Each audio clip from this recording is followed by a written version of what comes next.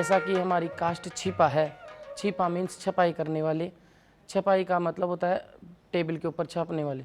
तो हमने जैसे बचपन से हमारी पीढ़ी दर पीढ़ी का काम है ये हमारा छपाई करने का, और हमने धीरे धीरे बचपन से जैसे हमारे दादाजी, हमारे पिताजी, उनके पिताजी जैसे काम करते थे छपाई का, हमने उसी प्रोसेस को ध्यान में रखते हुए हमने भी छपाई कार्य में जुड़ गए।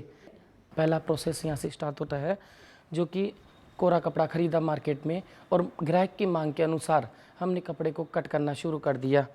कट करने पर जैसे कि कोई 7 मीटर का मांगता है, कोई 5 मीटर के, अपनी अपनी ड्रेस के हिसाब से कपड़े को कट करते हैं।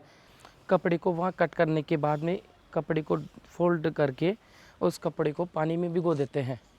पानी में भिगोने के बाद में इसमें अच्छी तरह से कपड़े की मांग के अनुसार कपड़े की जो मांडी होती है वो अच्छी तरह से भीग जानी चाहिए। ये कपड़ा हो गया है इस तरीके से, मांडी फूल गई। मांडी फूलने पर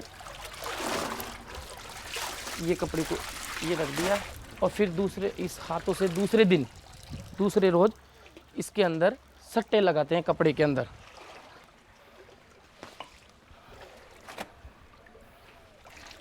इस तरीके से हम सट्टे लगाते हैं कपड़े के ऊपर।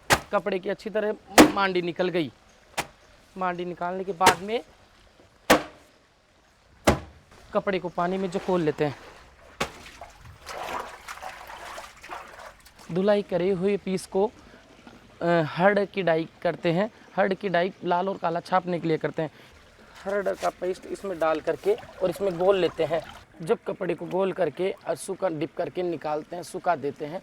सुखाने पर जो हल्का दिखता है, हल्के में और नीचे जो कपड़ा रहता है उसका पास गहरा आता है। गहरे पास के ऊपर से हम प्रिंटिंग करते हैं। जैसे कि आप ये देख रहे हैं, ये हल्का, ये गहरा है और ये हल्का है। पीला करने के बाद में कपड़े को हम प्रिंटिंग में देते हैं।